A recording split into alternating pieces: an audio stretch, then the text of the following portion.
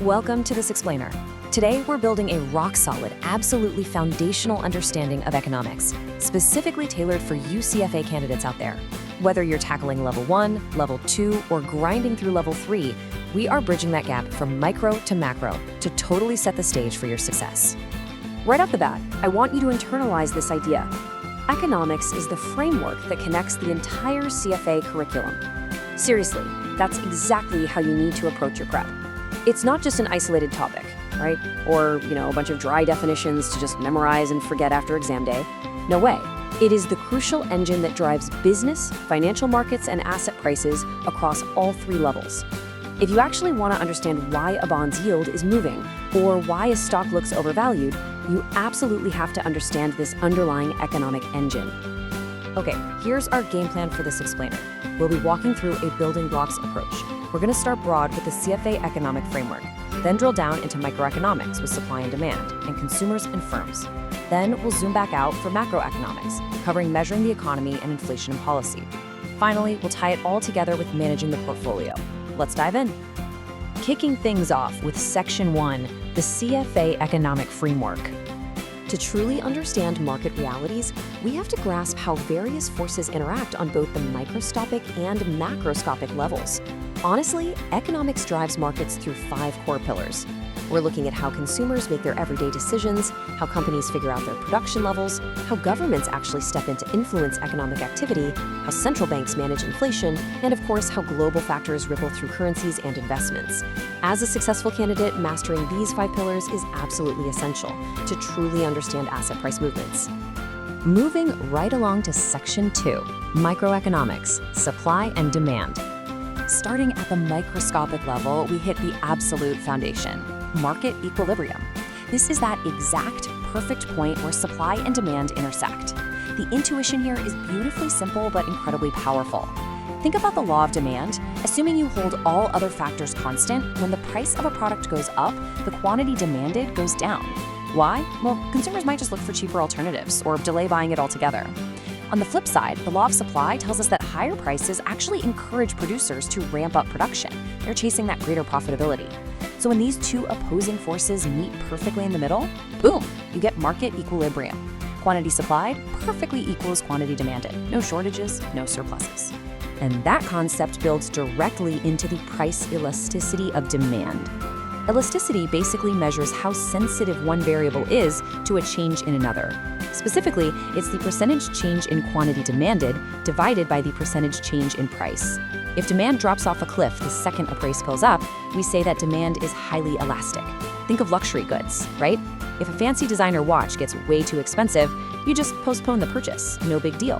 But if a good is essential, like basic groceries or life-saving medicine, demand is inelastic.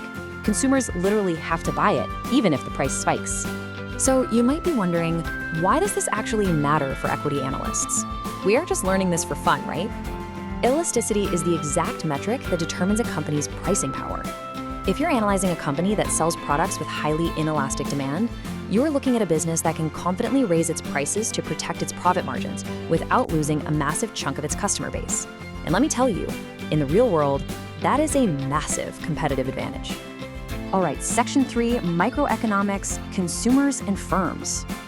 Let's explore how consumers actually maximize their utility based on limited incomes, and how firms transform their inputs into profitable outputs. To understand how firms operate and maximize that profitability, we really need to look at their costs. We can contrast 2 distinct types here. First, fixed costs. These are things like rent, insurance, long-term contracts. They do not change regardless of how much a company produces. Variable costs, on the other hand, like raw materials and direct labor, fluctuate directly with production levels. Grasping a company's total costs, which is just fixed plus variable, is absolutely essential. Why? Because the company's profitability hinges directly on the relationship between its incoming revenue and these combined costs. Now, how those firms compete is defined by market structure. At one extreme, we've got perfect competition. You have many firms, identical products, and little to no pricing power because the broad market dictates the price. At the complete other extreme, monopoly. One firm dominates, there are huge barriers to entry, and they hold significant pricing power. Sitting right in the middle is the oligopoly. Think of the airline industry. A small number of firms dominate, and their pricing power is heavily dependent on how their rivals react. for you as an investor, diagnosing this market structure is exactly how you determine a company's competitive advantage and the long-term sustainability of its actual earnings. Let's zoom out now. Section 4, Macroeconomics, Measuring the Economy. Leaving individual consumers and firms behind, we're now looking at the economy as a massive, unified machine, and the most important measure of total economic output, gross domestic product, or GDP. It measures the market value of all final goods and services produced within an economy. Now, economists can measure this in a few different ways. There's the production approach to measure value added, the income approach to measure income generated, or, and this is the most common one for our purposes, the expenditure approach. Focusing right in on that expenditure approach, GDP equals consumption plus investment plus government spending plus net exports. Guys, I literally cannot stress this enough. This specific relationship is a fundamental building block. You are going to see it over and over and over throughout the CFA curriculum. Changes in literally any of these 4 components will dictate the overall health and direction of the entire national economy.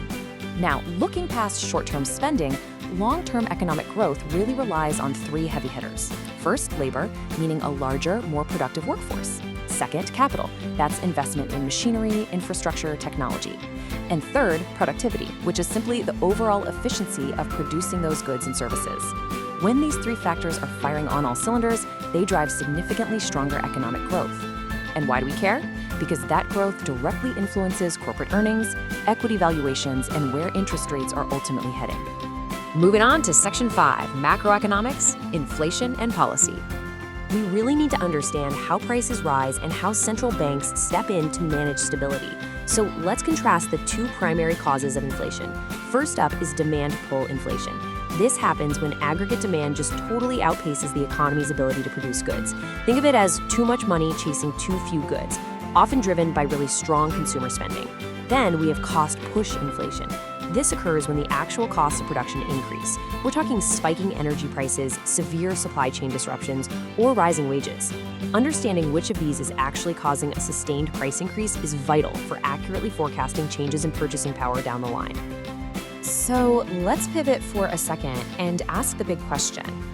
Why does inflation actually matter for your investments? Well, it matters because inflation actively shapes the entire financial landscape. It erodes purchasing power, it forces interest rates to move, it dictates bond returns, and it heavily influences equity valuations. Honestly, if you get your inflation forecast wrong, your entire valuation model could be completely off base. So how do central banks actually respond to that inflation? Let's walk through the exact cause and effect chain of monetary policy transmission. Step 1, the central bank sees inflation rising, so they step in and increase the policy interest rate. Step 2, consequently, borrowing money suddenly becomes more expensive for everyone. Step 3, because credit is now expensive, consumer consumption and business investment naturally start to slow down. Step 4, with demand finally cooling off, those inflation pressures decrease. This is exactly how central banks pull the levers to achieve price and economic stability. And finally, Section 6, Application, Managing the Portfolio.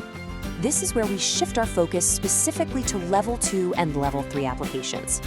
At these higher CFA levels, economics becomes significantly less about just memorizing textbook definitions and entirely about synthesis and analysis. Portfolio managers actively use all the economic indicators, monetary policy tracking, and growth expectations we've just discussed to determine asset allocation, manage risk exposure, and hunt down real investment opportunities. You're basically synthesizing all these variables to build resilient portfolios based on macroeconomic weather forecasts. Let's look at how a manager translates a forecast directly into an action. Say your economic analysis forecasts slowing growth and falling interest rates. Your action should likely be to increase exposure to fixed income securities like bonds. Why? Because bond prices rise when rates fall. Conversely, if you forecast accelerating growth, your action shifts completely. You'd expect stronger corporate earnings, so you allocate more heavily to favor equities. You are literally using the economic engine to steer the entire portfolio. To wrap things up, I want to leave you with this final provocative thought. Ask yourself, are you just memorizing economic concepts, or are you truly mastering the relationships that drive asset prices? I challenge you to stop viewing economics as separate, isolated textbook chapters. Instead, embrace it as the deeply interconnected framework it actually is. It's the sole map that explains why companies succeed why central banks act, and why asset prices move the way they do. Master the relationships, and you master the market. Thanks so much for hanging out with me in this explainer. Keep analyzing, and I'll see you next time.